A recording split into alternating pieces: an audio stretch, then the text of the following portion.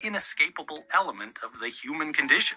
And I think you're going to be surprised at how complicated that really is. When Puente Hills opened in the 50s, a landfill was pretty much just a hole in the ground where trash was dumped. By the time it closed, landfills were highly engineered holes where trash gets dumped. And I have a scale model of a landfill in the garage to show you how it all works. I'm Grady, and this is Practical Engineering.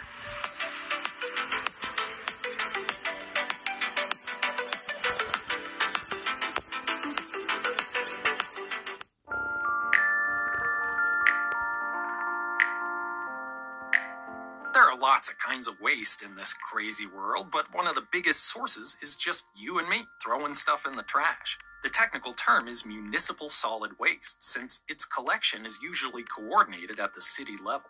There are a lot of ways to manage it once it's collected, but the most common by far is disposal in a landfill. And one of the biggest parts of landfill engineering is just deciding where to put one in the first place.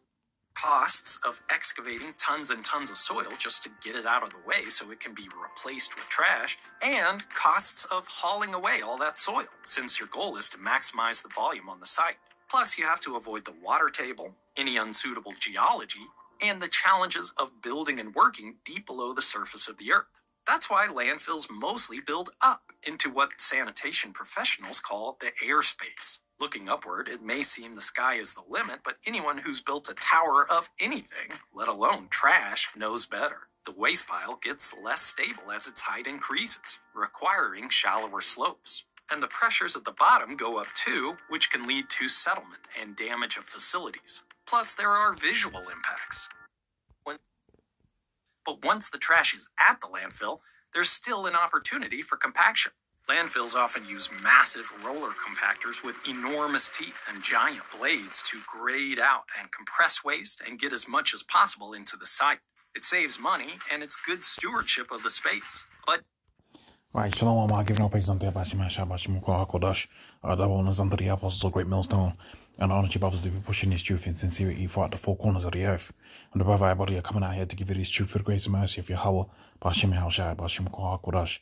Okay, so this is going to be a relatively quick video based upon the video that we've just seen, and basically what we witness is the mad schemes and the so-called ingenuity of the Red Hebrew Edomite Esau, who on the surface of it, with all of the money and the resources within the world, seems to be very intelligent, but at the heart of it is still the base man that the scripture speaks about within the book of Job, the 30th chapter.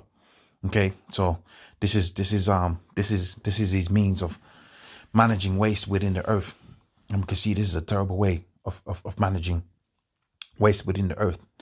And pretty much what you've seen there is the so-called hidden truths, if you will, or hidden engineering, right? Thoughts and planning and investment that goes into so-called waste management, and it is just putting a big hole in the ground and waiting for somebody else to deal with it. And that's why the scripture talks about how the earth is defiled underneath the inhabitants thereof. How could this be considered a sophisticated way of dealing with waste? Okay, they bang on all about these, they speak about, renewables, and they speak about, renewables, what am I talking about? They speak about recycling and all this, that, and the third, but the vast majority of the trash that you put in the plastic, you put in the bin, it goes into these big holes. And then it gets covered over. I think he's got an image of it towards the end. I mean, is this what we're really doing? I'm sure, brothers might have known about this, but, I came across this video a couple of weeks ago and I couldn't believe it. I was like, yo, this is supposed to be the grand scheme of waste management within the earth. They kind of show it in a second there. I'm going to it, whatever it is. I can go and pass it each time. It's just a big hole in the ground.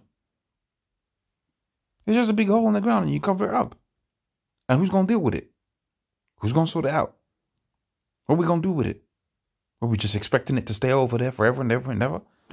Man, to hell with this kingdom, man. You can really see what the scriptures, how the scripture describes this, man. How he turns the earth is like a wilderness at his appearing, right? Turning the whole world into a wasteland. This is literally turning the earth into a wasteland. Like this is what Esau thinks is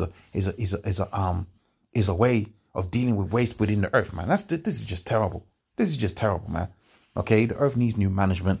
Okay, we need a better way of doing things within the earth. And when your Hammashite returns, we're gonna figure all of these different things out, man. We're gonna figure out all of these different things. But this is horrible, man. This is terrible, man. Okay, there's gotta be a better way than this, right? So, it's just a quick video. Without myself praising on the about myself, but you go out, go to the bones on the apostles, a great millstone. Ownership of us to be pushing this truth and sincerity. Shalom.